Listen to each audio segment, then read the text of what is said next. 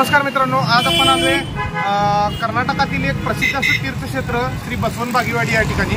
बसवन बागेवाडीमधील हे 5व्या शतकातलं आतमध्ये बसवेश्वरांच्या आई वडिलांनी ज्या बसवनाची तपश्चर्या केली होती तर ते मंदिरात या ठिकाणी। चला तर आमच्यासोबत तुम्ही कंटिन्यू राहा। तत्पूर्वी आमच्या चॅनलला तुम्ही लाईक करा, शेअर करा, सबस्क्राईब करा। संपूर्ण माहिती आमच्यासोबत तुम्ही पाहत राहा।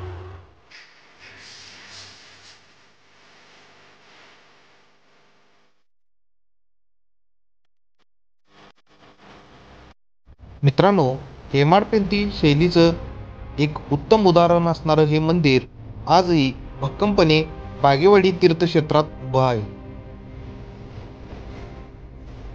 या मंदिराचा विस्तृत व मनमोहक असा हा परिसर पाहून प्रत्येक भाविकाला या ठिकाणी प्रसन्नतेची अनुभूती मिळते। बसवन बागेवाडी या ठिकाणी पोहोचण्यासाठी आपणास विजापूर मार्गे बसवन बागेवाडी या ठिकाणी जावे लागते।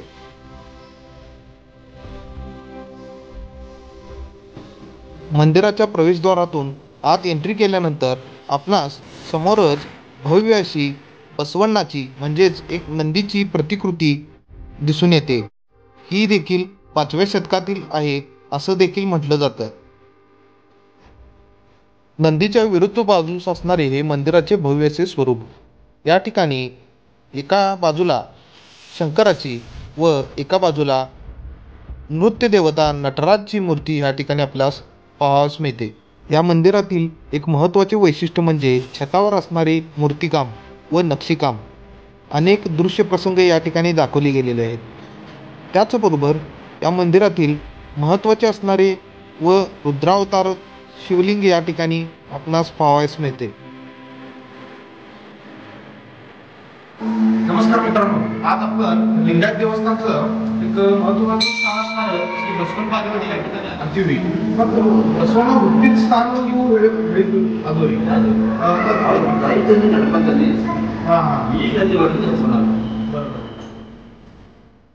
मित्रांनो, मंदिराच्या पाठीमागील बाजूस एक उद्यान आहे।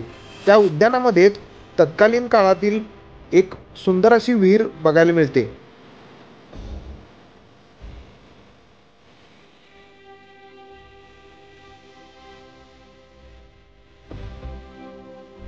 या ठिकाणी मित्रांनो दुपारी 12:30 पासून 3 वाजेपर्यंत या ठिकाणी प्रसाद मिळतो।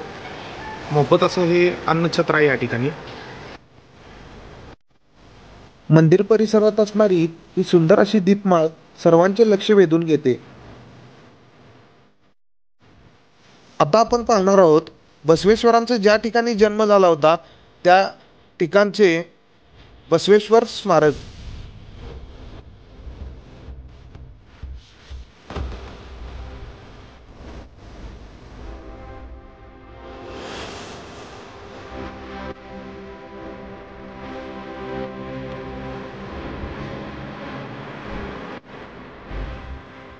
हे आहे महात्मा बसवेश्वरांचं जन्मस्थान। ह्या बागेवाडीमध्ये त्या मेन मंदिरापासून एक साधारण 1 ते 1.5 किलोमीटर अंतरावर हे मंदिर आहे।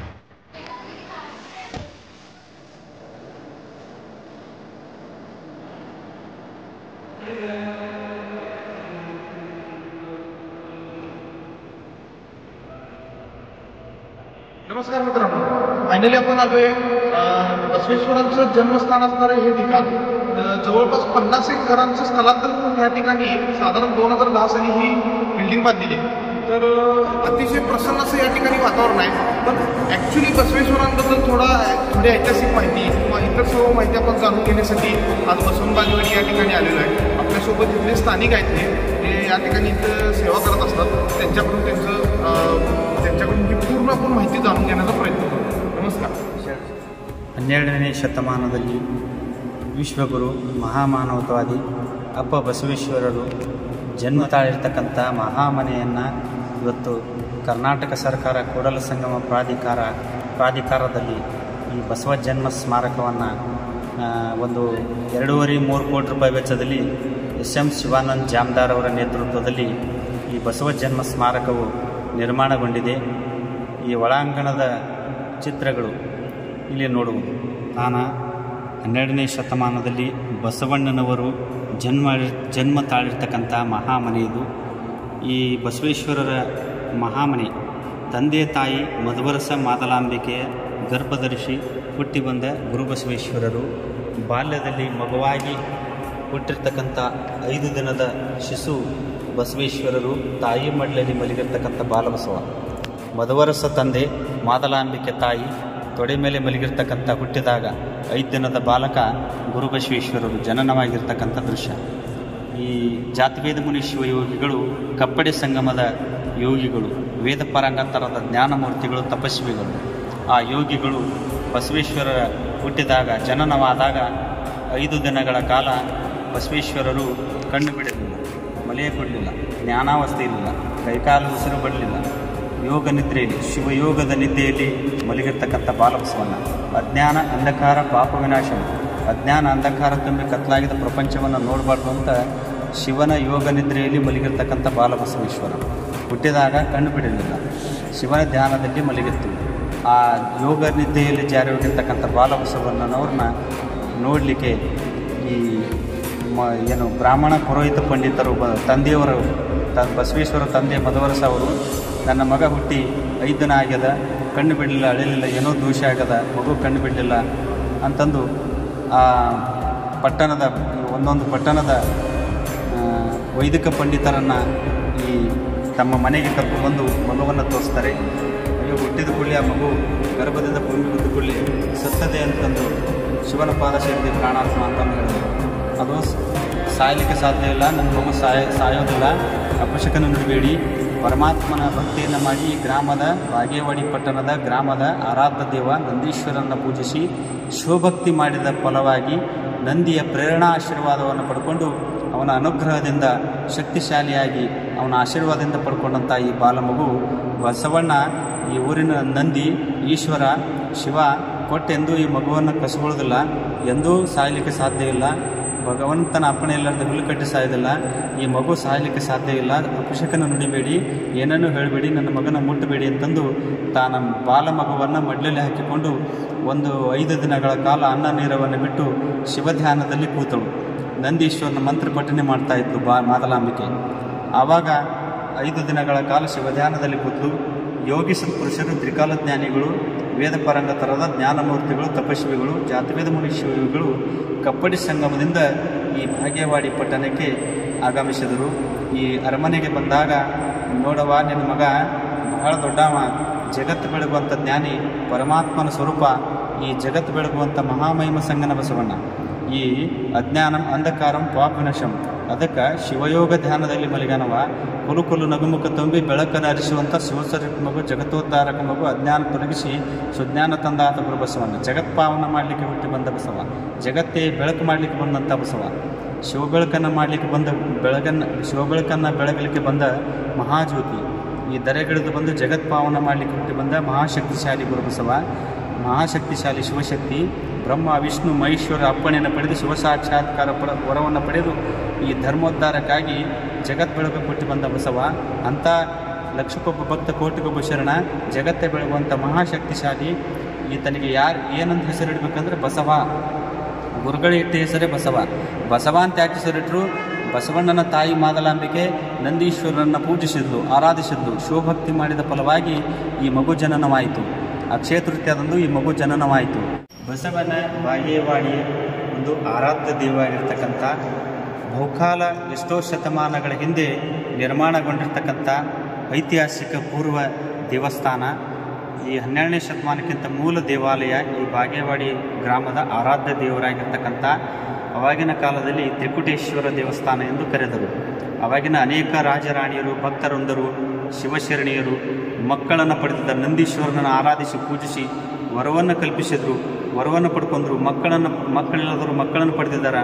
ಒಬ್ಬಕ್ಕೆ ರಾಣಿ ಬೋಂತಾದೇವಿ ಈ ಪಟ್ಟಣದ ಅರಸನ ಮಗಳು. ಆಕೆಗೆ ಎಷ್ಟೋ ವರ್ಷ ಮಕ್ಕಳಿರಲಿಲ್ಲ. ಈ ನಂದಿಗೆ ಶಿವನಿಗೆ ಅನುಗ್ರಹದಿಂದ ಪೂಜಿಸಿದ ಫಲವಾಗಿ, ಭಕ್ತಿ ಆರಾಧಿಸಿದ ಫಲವಾಗಿ ಮಗು ಜನನವಾಯಿತು. ಆಗ ಆತನಿಗೆ ಕಾಳಿಂಗರಸ ಎಂದು ಮಗನಿಗೆ ಹೆಸರಿಟ್ಟಳು. ಆ 7ನೇ ಶತಮಾನದಲ್ಲಿ ದೇವಸ್ಥಾನ ನಿರ್ಮಾಣಗೊಂಡದ್ದು. ಆ ರಾಣಿ ಬೋಂತಾದೇವಿ ಗಂಡು ಮಗನನ್ನು ಪಡೆದ ನಂತರ ಭವ್ಯವಾದ ದೇವಸ್ಥಾನವನ್ನು ಕಟ್ಟುತ್ತಾಳೆ.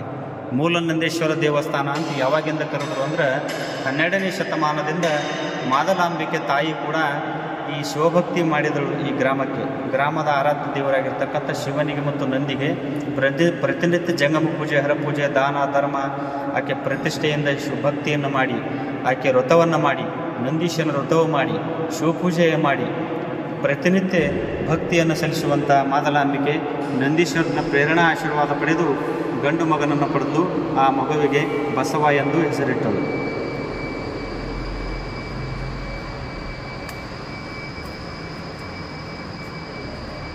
ಇಲ್ಲಿ ತೀಕ್ಷ್ಣಮತಿಯಾದ ಬಾಲಕ ಬಸವನು ಆ ಕಾಲದ ವ್ಯಾಪಕವಾಗಿರ್ತಕ್ಕಂಥ ಪ್ರಚಲಿತವಾದ ಯಜ್ಞ, ಯಾಗಾದಿ, ಪ್ರಾಣಿಬಲಿ, ಉಪನಯನ ಇತ್ಯಾದಿಗಳನ್ನು ತಿರಸ್ಕರಿಸುವುದು.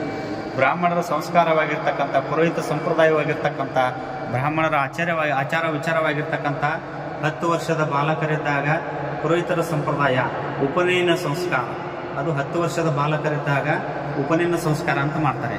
ತಮ್ಮ ಕುಲ ಆಚಾರ್ಯಗಳನ್ನು ಕರೆಸಿ, ರಾಜಪುರೋಹಿತರನ್ನ ಕರೆಸಿ, ಬಂಧು ಬಳಗ ನೆಂಟರು, ಆಚಾರ್ಯಗಳು, ಸಂಬಂಧಿಕರನ್ನೆಲ್ಲ ಕರೆಸಿ ಒಂದು ಮುಹೂರ್ತ ತಿಥಿಯನ್ನಿಟ್ಟು ಆವಾಗ ಶುಭ ದಿನದಂದು ಆ ಗಂಡು ಮಗುವಿಗೆ ಬಸವನಿಗೆ ಉಪನಯನವನ್ನು ಮಾಡ್ತಾರೆ. ಜನವಾರವನ್ನು ಧರಿಸ್ತಾರೆ. ಪೂಜೆ ಪುರಸ್ಕಾರ, ಹೋಮ ಆಚರಣೆಗಳನ್ನು ಮಾಡಿ ರಾಜಗುರುಗಳು ಬಸವ ನೀನು ಸ್ನಾನ ಮಾಡಿ ಬಂದು ಮಡಿ ವಸ್ತ್ರ ಉಡಿಸಿ ಹುಟ್ಟಿಕೊಂಡು ತಲೆ ಬೋಳಿಸಿಕೊಂಡು ಚಂಡಿಕೆ ಬಿಟ್ಟು ಮಡಿ ವಸ್ತ್ರ ಹುಟ್ಟಿಕೊಂಡು ಮಡಿ ಮೇಲೆ ಬಂದು ಕೂತ್ಕೋ. ನಮ್ಮ ಆಚಾರ ಪರಂಪರೆಯಂತೆ ಗುರುಗಳಾಗಿದ್ದವರು ನಿನಗೆ ಜನವಾರ ಧರಿಸ್ತಾರೆ. ನಮ್ಮ ಪರಂಪರೆ ಇದೆ. ಅವ್ರು ಹೇಗೆ ಹೇಳ್ತಾರೆ ಮಂತ್ರಗಳನ್ನು ನೀನು ಹೇಳ್ತಾ ಇರು. ನಮ್ಮ ಧರ್ಮದ ಆಚರಣೆ ಅದ, ಇದನ್ನು ಮೀರಾಕ್ ಬರೋಂಗಿಲ್ಲ. ನಮ್ಮ ಆಚರಣೆಗಳನ್ನೆಲ್ಲ ನೀನು ನೆರವೇರಿಸಪ್ಪ ಅಂತಂದು ಬಾಲಬಸವಣ್ಣವ್ರನ್ನ ಮಡಿ ಮೇಲೆ ಕುಳಿಸಿದ್ರು. ಪುರೋಹಿತರ ಮಂತ್ರವನ್ನು ಹೇಳಿದ್ದು, ಹೋಮವನ್ನು ಮಾಡಿದರು. ಆವಾಗ ಜನವಾರವನ್ನು ಬಸವನಿಗೆ ಹಾಕಕ್ಕೆ ಹೋಗ್ತಾರೆ. ಆ ಜನವಾರ ನನಗೆ ಬೇಡ ಅಂತ ಹೇಳ್ತಾನೆ. ನಾನು ಕೇಳಿದ ಪ್ರಶ್ನೆಗೆ ಉತ್ತರ ಕೊಡ್ರಿ. ಗಂಡು ಹೆಣ್ಣು ಅನ್ನೋಂಥ ತಾರತಮ್ಯ ಇರಬಾರ್ದು, ಗಂಡು ಹೆಣ್ಣು ಅಂತ ಭೇದ ಭಾವ ಇರಬಾರ್ದು. ಅಕ್ಕ ಆಗಲಿ, ತಂಗಿ ಆಗಲಿ, ತಾಯಿ ಆಗಲಿ, ಮಗಳಾಗಲಿ, ಗೃಹಿಣಿ ಆಗಲಿ, ತಾಯಿನೇ, ಹೆಣ್ಣು ಹೆಣ್ಣಿಂದಲೇ ಜಗತ್ತು ಹುಟ್ಟಿರುವುದು. ಹೆಣ್ಣು ಮೈಲಿಗೆ ಆಗಿ, ಕಾಮದ ಗೊಂಬೆಯಾಗಿ, ಭೋಗದ ವಸ್ತುವಾಗಿ ಸ್ತ್ರೀ ಪುರುಷರು ಸಮಾನಳಲ್ಲ. ಆಕೆ ಹೆಣ್ಣು ಶೂದ್ರಳು, ಮೈಲಿಗೆ, ಋತುಮತಿಯಾದ ಹೆಣ್ಣು ಮಕ್ಕಳು ಮೈಲಿಗೆ ಅಂತೇಳಿ ಪೂಜೆಗಾರಲ್ಲ. ಕಾಮದ ಗೊಂಬೆ, ಭೋಗದ ವಸ್ತು, ಮೈಲಿಗೆ ಅಂತಂದು ಈ ಪುರೋಹಿತ ಸಂಪ್ರದಾಯದಲ್ಲಿ ಜನವಾರವನ್ನು ಹೆಣ್ಣಿಗೆ ಧರಿಸೋದಲ್ಲ, ಹೆಣ್ಣು ಮೈಲಿಗೆ ಅಂತ ಆಚಾರ್ಯಗಳು ಹೇಳಿದ್ರು. ಅದು ಯಾಕೆ ಮೈಲಿಗೆ ಆಗ್ತಾಳೆ? ಮುಟ್ಟಿಲ್ಲದೆ ಹುಟ್ಟಿರೇನು, ಮುಟ್ಟುಗಟ್ಟಿಯಾಗಿ ತಂದೆ ತಾಯಿ ಕೂಟ ಕೂಡಿದಾಗ ಆ ತಾಯಿಯ ಒಂದು ಶಕ್ತಿಯ ಸ್ವರೂಪವಾಗಿ ಧರ್ಮದಿಂದ ಆ ಮಹಾದೇವನ ಶಕ್ತಿಯಾಗಿ ರೂಪಾಂತರಗೊಂಡು ಒಂದು ಮೌಸದಕರ್ಣಿಯಾಗಿ ತಾಯಿ ಗರ್ಭದಲ್ಲಿ ಮೂಡಿ ಶಿವಸಾಕ್ಷಾತ್ಕಾರ ಸ್ವರೂಪವನ್ನು ಪಡೆದು ಯಾವ ಪ್ರಪಂಚದಲ್ಲಿ ಜೀವರಾಶಿಗಳಾಗಲಿ, ಈ ಜಗತ್ತಿನಲ್ಲಿ ಹುಟ್ಟಿರ್ತಕ್ಕಂಥ ಜೀವರಾಶಿಗಳಾಗಲಿ, ಪ್ರಾಣಿಯಾಗಲಿ ಗರ್ಭವಾಸವಾಗಿ ಹುಟ್ಟೋದು. ಒಂದು ತಾಯಿ ಆದರೂ ಕೂಡ ಮುಟ್ಟಾಗೆ ಹುಟ್ಟಿ ಬರೋದು ನೀನು, ಮುಟ್ಟಿನಿಂದಲೇ ಹುಟ್ಟಿ ಬರೋದು ಮನುಷ್ಯ. ಹೆಣ್ಣಾಗಲಿ ಗಂಡಾಗಲಿ ತಾಯಿ ಗರ್ಭದಲ್ಲಿ ಹುಟ್ಟಿ ಬರೋದು, ಮುಟ್ಟಿಂದಲೇ ಹುಟ್ಟಿ ಬರೋದು. ಭೂಮಿಗೆ ಬಿದ್ದು ಕೊಟ್ಲಿ ನಾನು ನೀನು ಅನ್ನುವಂಥ ಭೇದ ಭಾವ, ತಾರತಮ್ಯ. ಭಕ್ತಿಯ ಸಂಕೇತ, ಹೆಣ್ಣು ಕೂಡ ಭಕ್ತಿಯ ಸಂಕೇತ, ಧರ್ಮದ ಸಂಕೇತ. ಪುರೋಹಿತ ಸಂಪ್ರದಾಯದಲ್ಲಿ ಗಂಡು ಹೆಣ್ಣು ಹೆಚ್ಚು, ನಾ ಹೆಚ್ಚು ನೀನು ಹೆಚ್ಚು, ನಮ್ಮದು ಗಂಡು ಹೆಣ್ಣು ಭಕ್ತಿ ಸಮಾನ, ಗಂಡು ಹೆಣ್ಣು ಎಲ್ಲ ಸಮಾನಗಳು. ಪುರೋಹಿತ ಸಂಪ್ರದಾಯದಲ್ಲಿ ಹೆಣ್ಣು ಮಕ್ಕಳಿಗೆ ಜನವಾರವನ್ನು ಧರಿಸಬೇಕು. ನಿಮ್ಮ ಧರ್ಮಕ್ಕೆ, ನಿಮ್ಮ ಸಂಪ್ರದಾಯಕ್ಕೆ ನಾನು ವಿರೋಧ ಮಾಡ್ತಾ ಇಲ್ಲ, ನಾನು ಅಪಚಾರ ಮಾಡ್ತಾ ಇಲ್ಲ. ನಾನು ಶ್ರೇಷ್ಠನಾಗಿ ಈ ಧರ್ಮದಂತೆ ನಡೀತಾ ಇದ್ದೀನಿ. ನಿಮ್ಮ ಧರ್ಮದ ಸಂಕೇತ ಜನವಾರ ಗಂಡು ಮಕ್ಕಳಿಗೆ ಧರಿಸ್ತೀರಿ. ನನಗಿಂತ ಮುಂಚೆ ಹುಟ್ಟಿದ ನನ್ನ ಅಕ್ಕನಾಗಮನಿಗೆ, ತಾಯಿಗೆ, ಹೆಣ್ಣು ಮಕ್ಕಳಿಗೆ ಸ್ತ್ರೀಯರು ಸಮಾನಳು, ಭಕ್ತಿಯ ಸಮಾನಳು. ಜಗತ್ತಿನ ತಾಯಿ ಮಹಾಮಾತೆ, ವಿರಕ್ತಳು, ಜಂಗಮಳು, ತಾಯಿ ಪಾರ್ವತೀಶ್ವರಗಳು, ಜಗನ್ಮಾತೆ ಅಂತಂದು ಧರ್ಮದಂತೆ ಹೆಣ್ಣನ್ನು ಒಪ್ಪಿಕೊಂಡು, ಹೆಣ್ಣು ಶ್ರೇಷ್ಠಳಂತ ಒಪ್ಪಿಕೊಂಡು, ಆಕೆ ಮೈಲಿಗೆಲ್ಲ ಶ್ರೇಷ್ಠಳಂತ ಒಪ್ಪಿಕೊಂಡು ಆಕೆಗೆ ಜನವಾರ ಹಾಕ್ರಿ. ಹೆಣ್ಣಿಗೆ ಜನವಾರ ಇಲ್ಲ ಅಂದ್ರೆ ನನಗೆ ಬೇಡ. ಇಲ್ಲಿ ಭೇದವಾಗ್ತದೆ. ಸ್ವಾರ್ಥೀಯ ಜಗತ್ತಿನಲ್ಲಿ ನಾನು ಇರಬೇಕಾಗ್ತದೆ. ನಮ್ಮ ಧರ್ಮದಂತೆ ನಡೆಯುವನು. ನಿಮಗೆ ಅದು ಧರ್ಮದ ವಿರುದ್ಧ ಕ್ರಾಂತಿ ಅಲ್ಲ, ಅಧರ್ಮ, ಅಜ್ಞಾನ, ಅಂಧಕಾರ, ಮೂಢನಂಬಿಕೆ, ಮೂಢಾತೀತಗಳ ಕ್ರಾಂತಿ. ಬಾಲಬಸವಣ್ಣವರು ಅದಕ್ಕೋಸ್ಕರ ಹೆಣ್ಣಿಗಿಲ್ಲದ ಜನವಾರ ನನಗೆ ಬೇಡ. ಆ ಸಂಸ್ಕಾರ ಹೆಣ್ಣಿಗೆ ನಡೆದರೆ ಅದು ಧರ್ಮವನ್ನು ಪಾಲನೆ ಮಾಡ್ದಂಗೆ ಆಗ್ತದೆ. ಅಕ್ಕನಿಗೆಲ್ಲ ತಾಯಿಗೆಲ್ಲದ ಜನವಾರ ನನಗೆ ಆಗಬೇಕು, ಬೇಡ ಅಂತಂದು ಆತ ಹುಟ್ಟಿದ ಮನೆಯನ್ನು, ತಂದೆ ತಾಯಿಯನ್ನು, ಈ ಪರಂಪರೆಯನ್ನು ಬಿಟ್ಟು ಸ್ವಯಂ ಇಚ್ಛೆಯಿಂದ ಬಾಲಬಸವಣ್ಣವರು ತನ್ನ ಅಕ್ಕನಾಗಮ್ಮನವ್ರನ್ನ ಕರ್ಕೊಂಡು ಕೂಡಲ ಸಂಗಮದ ಕಡೆ ಪ್ರಯಾಣವನ್ನು ಮಾಡ್ತಾರೆ.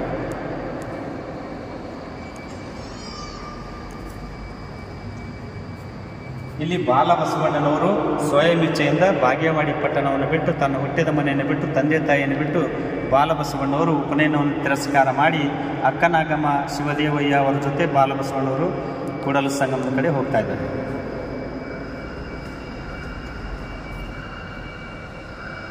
ಸುಪ್ರಸಿದ್ಧ ಕೂಡಲ ಸಂಗಮೇಶ್ವರ ದೇವಸ್ಥಾನದಲ್ಲಿ ಆ ಬಾಲಬಸವೇಶ್ವರರು ಆಶ್ರಯಗೊಂಡು ಅಲ್ಲಿಯೇ ಗುರುಗಳಾಗಿರ್ತಕ್ಕಂಥ ಯೋಗಿಗಳಾಗಿರ್ತಕ್ಕಂಥ ಜಾತವೇದ ಮುನಿ ಈಶಾನ್ಯ ಶಿವಯೋಗಿಗಳು ಅವರ ಹತ್ರ 12 ವರ್ಷಗಳ ಕಾಲ ಆಶ್ರಯ ಪಡೆದು ಗುರು ಸೇವೆ, ಲಿಂಗ ಸೇವೆ, ಜಂಗಮ ಸೇವೆ, ದಾಸೋಗ ಸೇವೆ, ಕಾಯಕದಲ್ಲಿ ನಿರತನಾಗಿ ತಾವೇ ಬಸವಣ್ಣನವರು ಹೇಳಿರ್ತಕ್ಕಂಥ ಒಂದು ತತ್ವ ಕಾಯಕ ಸಿದ್ಧಾಂತದಲ್ಲಿ ಗುರುವನ್ನಾದರೂ ಮರಿ, ಲಿಂಗವನ್ನಾದರೂ ಮರಿ, ಜಂಗಮನನ್ನಾದರೂ ಮರಿ, ಕಾಯಕದಲ್ಲಿ ಹಂಗಿಲ್ಲದೆ ತಪ್ಪದೇ ಕಾಯಕವನ್ನು ಮಾಡಿದ್ದು ಗುರುಗಳ ಆಶ್ರಯದಲ್ಲಿ ಒಂದು 100 ಜನ ಶಿಷ್ಯರ ಜೊತೆ ತಾನು ವಿದ್ಯೆಯನ್ನು ಕಲಿಯುತ್ತಾ ಪಾಠವನ್ನು ಕಲಿಯುತ್ತಾ ಶಿಕ್ಷಣವನ್ನು ಕಲಿಯುತ್ತಾ ಗುರುಗಳು ಹೇಳಿದ ಸೇವೆಯನ್ನು ಮಾಡುತ್ತಾ ಸಂಗಮನಾಥನ ಅರ್ಚಕನಾಗಿ ಸೇವೆ ಮಾಡ್ತಾ ನಿತ್ಯ ಕಾಯಕವ ಮಾಡಿದ ಗುರು ಬಸವಣ್ಣ ಈ ಧರ್ಮಕ್ಷೇತ್ರದಲ್ಲಿ ಉಳಿಕೊಂಡು ಸಂಗಮನಾಥನ ಒಂದು ಭಕ್ತಿಯ ಬೆಳಗಿದ ಬಸವೇಶ್ವರರು. ಇದಕ್ಕೆ ಧರ್ಮಕ್ಷೇತ್ರ ಅಂತ ಯಾಕೆ ಕರೀತಾರೆ?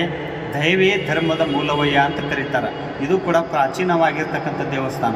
ಬಸವಣ್ಣವರು ಸಂಗಮಕ್ಕೆ ಬರೋಕ್ಕಿಂತ ಪೂರ್ವದಲ್ಲೇ ಪ್ರಾಚೀನವಾಗಿರ್ತಕ್ಕಂಥ ಜ್ಯೋತಿರ್ಲಿಂಗ. ಈ ಸಂಗಮ ದೇವ ಅಂತ ಬಸವಣ್ಣನವರು ಆರಾಧಿಸಿರ್ತಕ್ಕಂಥ ಪುಣ್ಯ ದೈವಕ್ಕೆ ಸಂಗಮ ದೇವ ಅಂತ ಕರೀತಾರೆ. ದೇಹವೂ ಒಂದು ದೇವಾಲಯ, ಆತ್ಮಲಿಂಗವೇ ಪರಮಾತ್ಮ. ಗುಡಿಯಲ್ಲಿರ್ತಕ್ಕಂಥ ಜ್ಯೋತಿರ್ಲಿಂಗಕ್ಕೆ ಸಂಗಮ ದೇವ ಅಂತ ಕರೀಲಿಲ್ಲ, ಅದಕ್ಕೆ ಅಂಕಿತ ನಾಮವಿಟ್ಟು ಒಂದು ಪುರಾತನ ಲಿಂಗಕ್ಕೆ ಭಕ್ತಿಯಿಂದ ಒಂದು ನಾಮಾಂಕಿತವಿಟ್ಟು ಕೂಡಲ ಸಂಗಮ ದೇವ ಅಂತ ಆರಾಧಿಸಿದ ಬಸವೇಶ್ವರರು.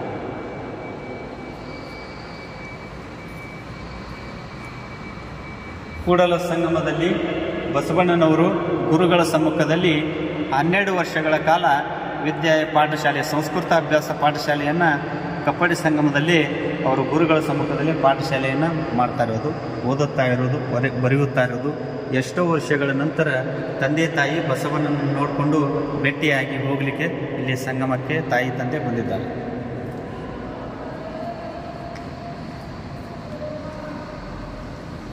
ಕೂಡಲ ಸಂಗಮದಲ್ಲಿ ವ್ಯಾಸಂಗವನ್ನು ಮಾಡುತ್ತಾ ಬಸವಣ್ಣನವರು ತಾವು ಕಂಡಿದ್ದ ಅಂದಿನ ಅನಿಷ್ಟ ಸಾಮಾಜಿಕ ಧಾರ್ಮಿಕ ಪದ್ಧತಿಗಳ ನಿವಾರಿಸಲು ಕ್ರಾಂತಿಕಾರಿ ಮತ್ತು ಅನುಭವದ ವಚನಗಳನ್ನು ದಾಖಲಿಸ್ತಾ ಇದ್ದಾರೆ ಬಾಲಬಸವಣ್ಣವರು.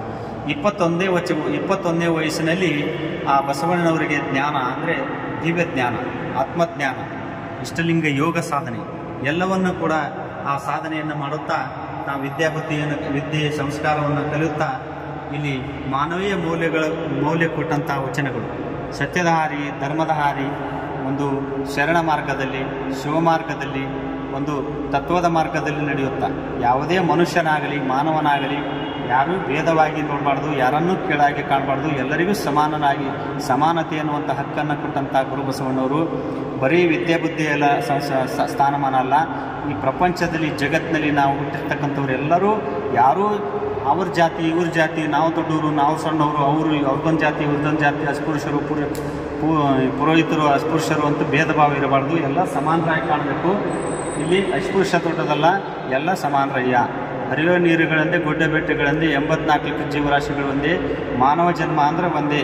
ನಾವು ಮಾಡುವಂಥ ಪೂಜೆ ನಿರಾಕಾರ, ನೀಡುವಂಥ ಪ್ರಸಾದ ನಿರಾಕಾರ, ಕಲಿಯುವಂಥ ಜ್ಞಾನ ನಿರಾಕಾರ, ಗುರುವನ್ನು ನಮಿಸುವುದು ನಿರಾಕಾರ, ಕಲಿಯುವಂಥ ಅಕ್ಷರ ನಿರಾಕಾರ, ಎಲ್ಲ ಮನದಲ್ಲಿ ಸ್ಮರಣೆ ಮಾಡುವಂಥ ಮಂತ್ರವೂ ನಿರಾಕಾರ, ಮಾಡುವ ಅಂತರಂಗದ ಪೂಜೆ ನಿರಾಕಾರ. ಬಸವಣ್ಣರು ಕಲಿಸಿದ ತತ್ವ ಯೋಗದ ಮಾರ್ಗ, ಇಷ್ಟಲಿಂಗ ಯೋಗದ ಮಾರ್ಗ, ಜ್ಞಾನದ ಮಾರ್ಗ.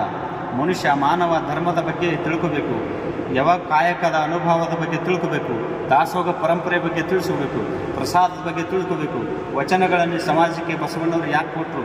ಮಾನವೀಯ ಮೌಲ್ಯಗಳು ಕೊಟ್ಟಂಥ ವಚನಗಳು ಮುಂದಿನ ಪೀಳಿಗೆಗಳಿಗಾಗಿ, ಸಮಾಜೋದ್ಧಾರಕ್ಕಾಗಿ, ಮುಂದಿನ ಭವಿಷ್ಯ ಬೆಳಗಬೇಕು ಅಂತ ಬಸವದೇಶಮಿಷನರು ಕಾಯಕವೇ ಕೈಲಾಸ ಅಂತ ವಚನಗಳು ಪ್ರತಿಯೊಂದು 1,96,000 ವಚನಗಳನ್ನ ಕೂಡಲ ಸಂಗಮದಿಂದಲೇ ಬರೀಲಿಕ್ಕೆ ವಚನಗಳನ್ನು ರಚನೆ ಮಾಡಲಿಕ್ಕೆ ಪ್ರಾರಂಭ ಮಾಡ್ತಾರೆ. ಕನ್ನಡ ಪದದಲ್ಲಿ, ಕನ್ನಡ ತತ್ವದ ಪದದಲ್ಲಿ, ಕನ್ನಡ ಅಕ್ಷರದಲ್ಲಿ ವಚನಗಳನ್ನು ಬರೆದು ಇಡೀ ಸಮಾಜಕ್ಕೆ ಬಸವಣ್ಣವರು ಕೊಡ್ತಾರಪ್ಪ ಅಂತಂದ್ರೆ ಆ ಕನ್ನಡಕ್ಕಾಗಿ, ಕನ್ನಡ ಸಾಹಿತ್ಯಕ್ಕಾಗಿ, ಕನ್ನಡ ನೆಲಕ್ಕಾಗಿ, ಈ ಭಾಷೆಗಾಗಿ, ಈ ಧರ್ಮಕ್ಕಾಗಿ, ಭಾರತೀಯ ಪರಂಪರೆಯಲ್ಲಿ ಬಸವಾದಿ ಶಿವಶರಣರು ಸಾಹಿತ್ಯ ಅಷ್ಟೇ ಅಲ್ಲ, ಜ್ಞಾನ ಭಂಡಾರಿ. ಆತ ಜ್ಞಾನ ಭಂಡಾರಿ, ವಿಶ್ವ ಭಂಡಾರಿ, ವಚನಕಾರರು, ಮಹಾದಿವ್ಯಜ್ಞಾನಿ. ಇಷ್ಟಲಿಂಗ ಯೋಗವನ್ನು ಮಾಡಿರ್ತಕ್ಕಂಥ ಗುರು ಬಸವಣ್ಣವರು ಈ ಭಾಗ್ಯವಾಡಿಗಷ್ಟೇ ಗುರುಗಳಲ್ಲ, ಕಲ್ಯಾಣ ಪಟ್ಟಣಕ್ಕಷ್ಟೇ ಗುರುಗಳಲ್ಲ, ಇಡೀ ವಿಶ್ವಕ್ಕೆ, ಜಗತ್ತಕ್ಕೆ ಜನಮನ ಕುಲೋದ್ಧಾರಕ, ಇಡೀ ಇಡೀ ಮಾನವ ಕುಲಕೋಟಿ ಮಾನವ ಭಕ್ತರಿಗೆ ಗುರುಗಳಾದವರು ಎಲ್ಲರಿಗೂ. ಅದಕ್ಕೆ ಅಲ್ಲಮ ಪ್ರಭುದೇವರು ಹೇಳ್ತಾರೆ, ಎನಗೂ ಗುರು ನಿಮಗೂ ಗುರು ಜಗವೆಲ್ಲಕ್ಕೂ ಗುರು ಕಾಣ ಗುರುಗೋಯಿಸುವಲಿಂಗ ಸಂಗನ ಬಸವಣ್ಣ. ನೀ ದೇವನದೇ ನಾ ದೇವನೇ, ಯಾರ್ಯಾರು ಗುರುಗಳು ಯಾರ್ಯಾರು ಜ್ಞಾನಿಗಳು, ಎಲ್ಲರೂ ಜ್ಞಾನಿಗಳೇ ಎಲ್ಲರೂ ಗುರುಗಳೇ. ನನಗಿಂತ ಹೆಚ್ಚಿನ ಅನುಭವ ಜ್ಞಾನ ಅರಿತವರು ಗುರುಗಳು ಬಸವ ತಂದೆ. ಇಡೀ ವಿಶ್ವಕ್ಕೆ ತಂದೆಯಾಗಿರ್ತಕ್ಕಂಥ ಗುರುವಾಗಿರ್ತಕ್ಕಂಥ ಗುರು ಬಸವ ತಂದೆ ಅವರೇ ಎನ್ನ ಗುರುಗಳು, ಎಲ್ಲರಿಗೂ ಗುರುಗಳು ಅಂತಂದು ಅರಿವೇ ಗುರು ಆಚಾರ್ಯಲಿಂಗ ಅನುಭಾವ ಜಂಗಮ. ಜಗತ್ತಿಗೆ ಗುರು ಬಸವಣ್ಣವರು ಅಂದರೆ ಜಗತ್ತಿಗೆ ಗುರು. ನಾನು ಗುರು, ನಾ ದೊಡ್ಡವಲ್ಲ, ವಿಶ್ವಗುರು ಬಸವಣ್ಣವರು ನಾನೇ ದೊಡ್ಡವ ಅಂತೇಳಿಲ್ಲ. ಸಕಲ ಶಿವಶರಣರು 773 ಜನ ಶಿವಗಣಾಧೀಶರು ಅವರನ್ನು ಬಸವಣ್ಣನವರನ್ನು ಗುರುಗಳು ಎನ್ನ ಜಗತ್ತಿಗೆ ಕಲ್ಯಾಣ ಪಟ್ಟಣಕ್ಕೆ ವಿಶ್ವಕ್ಕೆ ಗುರು ಅಂತಂದು ಅವರು ಇಟ್ಟಂಥ ಹೆಸರು.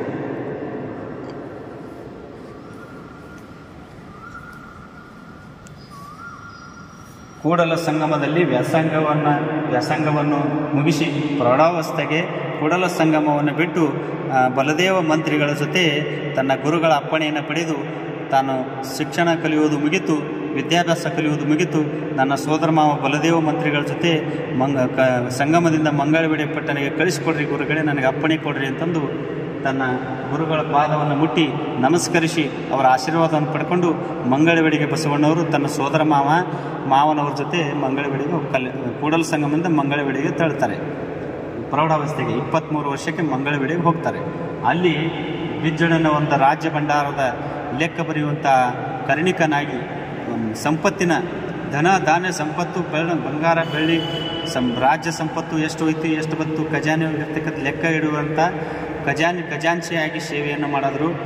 ಆ ಬಸವಣ್ಣವರು ಪ್ರಾಮಾಣಿಕತೆಯಾಗಿ ಅಚ್ಚುಕಟ್ಟಾಗಿ ಆ ಒಂದು ಖಾಲಿಯಾಗಿ ಹೋಗಿರ್ತಕ್ಕ ಜನರಿಗೆ ಪ್ರಜೆಗಳಿಗೆ ಹಂಚಿ ಬಡ ಪರಿಸ್ಥಿತಿ, ಆಗಿಂದು ಬರಗಾಲ ಪರಿಸ್ಥಿತಿ.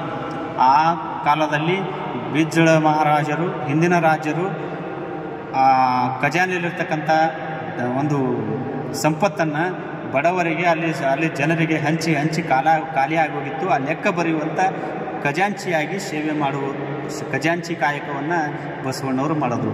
ಪ್ರಾಮಾಣಿಕತೆಯಿಂದ ಸೇವೆಯನ್ನು ಮಾಡಿದ್ರು. ಕಾಯಕದ ಮುಖಾಂತರ ತತ್ವದ ಮುಖಾಂತರ ಅಲ್ಲಿ ಜನರನ್ನು ಪರಿವರ್ತನೆ ಮಾಡಿ ನಾಡಿನ ದೇಶದಿಂದ ರಾಜ್ಯದಿಂದ ಮೂಲೆಗಳಿಂದ ಶಿವಶರಣರು, ಸಂತರು, ಸಿದ್ಧಪುರುಷರು, ವಚನಕಾರರು, ಜ್ಞಾನಿಗಳು, ಯೋಗ ಮಾರ್ಗವನ್ನು ಪಡೆದವರು ಎಲ್ಲ ಸಾಧಕ ಶಿವಶರಣರು ಕಲ್ಯಾಣ ಪಟ್ಟಣದಲ್ಲಿ ತುಂಬಿ ತುಳುಕಾಡ್ತು. ಬಸವಣ್ಣನವರ ಬಳ್ಳಿಯಾಗಿ ಕಾಯಿಗೆ ವೃಕ್ಷ ಬೇರಾಗಿ ಆ ಶಕ್ತಿಯಾಗಿ ಜಗತ್ತೇ ಬೆಳಗುವಂಥ ಮಹಾಬಸವ ತಂದೆಯ ಹತ್ತಿರ ಕಲ್ಯಾಣ ಪಟ್ಟಣಕ್ಕೆ ಎಲ್ಲ ಶಿವಶರಣರು ಕೂಡಿ ಅನುಭವವನ್ನು ಹಂಚ್ಕೋತಾರೆ. ಅವರು ಬಸವಣ್ಣನವರು ಸಮಾಜದ ಕಾರ್ಯ, ಧರ್ಮದ ಕಾರ್ಯ, ಒಂದು ದಾಸೋಗದ ಕಾರ್ಯ, ಇಷ್ಟಲಿಂಗ ಯೋಗದ ಕಾರ್ಯ, ಒಂದು ಸತ್ಸಂಗ ಮಾಡುವುದು, ಜನರನ್ನು ಪರಿವರ್ತನೆ ಮಾಡುವುದು, ಶಿವತತ್ವದ ಮಾರ್ಗದ ಕಡೆಯುವುದು, ಜ್ಞಾನದ ಮಾರ್ಗದ ಕಡೆಯುವುದು, ಅನುಭವ ಹೇಳೋದು, ಅವರಿಗೆ ಶರಣರನ್ನಾಗಿ ಮಾಡಿದ್ದು. ಎಷ್ಟೋ ಜನ ಕಳ್ತನ ಮಾಡಿ ಎಷ್ಟು ಕೆಟ್ಟ ಕೆಲಸ ಮಾಡಿ ಬದುಕುವಂಥ ಸಮಾಜದಲ್ಲಿ ಅವರನ್ನು ಕೂಡ ತಿದ್ದಿ ಬುದ್ಧಿವಂತರನ್ನು ಮಾಡಿ ಲಿಂಗ ಮಹಿಮರನ್ನಾಗಿ ಮಾಡಿದರು. ಶರಣರಾಗಿ ದಾಸೋಗ ಮಹಾಮನೆಯಲ್ಲಿ ಪ್ರಸಾದ ನೀಡುವಂಥರಾದರು. ಅವರಿಗೆ ಒಂದೊಂದು ಕಾಯಕ ಕೊಟ್ಟು ಉಪಜೀವನವನ್ನು ಕೊಟ್ಟರು. ಟಾಂಗಾವಡಿ ಬಿಜ್ಜಳನ ರಾಜ್ಯದಲ್ಲಿ ಕುದುರೆ ಕಟ್ಟಿ ಸಾಕಾಣಿಕೆ ಮಾಡುವಂಥ ಕಾಯಕವನ್ನು ಕೊಟ್ಟರು. ಟಾಂಗಾವಡಿಯವರು ಕೋಟೆ ಕತ್ತಲೆಗಳ ಕಾಯುವಂಥವರು, ಪ್ರಸಾದ ಕೋಣೆಯಲ್ಲಿ ದಾಸೋಗ ಮಹಾಮನೆಯಲ್ಲಿ ಪ್ರಸಾದ ನೀಡುವಂಥರಾದರು. ಕಳ್ಳತನ ಬಿಟ್ಟು ಚಂಚಲವಾಗಿ ಶರಣರಾಗಿ ಹೋದರು, ಶಿವಶರಣರಾಗಿ ಹೋದರು. ಈ ಒಂದು ಕಲ್ಯಾಣ ಪಟ್ಟಣದಲ್ಲಿ ಬಿಜ್ಜಳ ಮಹಾರಾಜರು ಹೆಚ್ಚಿನ ಪದವಿಯನ್ನು ಕೊಡ್ತಾರೆ ಬಸವಣ್ಣವರು. ಪ್ರಾಮಾಣಿಕತೆಯಿಂದ ದೂರದಿಂದಲೇ ನೋಡಿ ಬಸವಣ್ಣವರು ಮಾಡುವಂಥ ಕಾರ್ಯಗಳನ್ನು ನೋಡಿ ಜಗತ್ತಿನ ಕಾರ್ಯ, ಸಮಾಜದ ಕಾರ್ಯ, ಜಗತ್ತಿನ ಕಾರ್ಯ, ಕಲ್ಯಾಣ ಪಟ್ಟಣದ ಕಾರ್ಯವನ್ನು ಮಾಡೋದು ನೋಡಿ ಬಿಜ್ಜಳ ಮಹಾರಾಜರು ಇವರನ್ನು ಪ್ರಧಾನಮಂತ್ರಿಯನ್ನಾಗಿ ನೇಮಕ ಮಾಡ್ತಾರೆ. ಅನುಭವ ಮಂಟಪ ನಿರ್ಮಾಣ ಮಾಡ್ತಾರೆ. ಅಲ್ಲಿ 63 ಮಂದಿ ಪುರಾತನರು, 773 ಜನ ಶಿವಗಣಾಧೀಶರು, 333 ಜನ ವಚನಕಾರ್ತಿ ಶಿವಶರಣರು, ಲಕ್ಷದ ಮೇಲೆ 96,000 ಪಾದರಸ ಚರ್ಚಂಗರು ಕಲ್ಯಾಣದಲ್ಲಿ ಬಸವಣ್ಣವರ ಅಡಿಯಲ್ಲಿ ಅಷ್ಟು ಜನ ಶಿವಶರಣರು ಇದ್ದರು.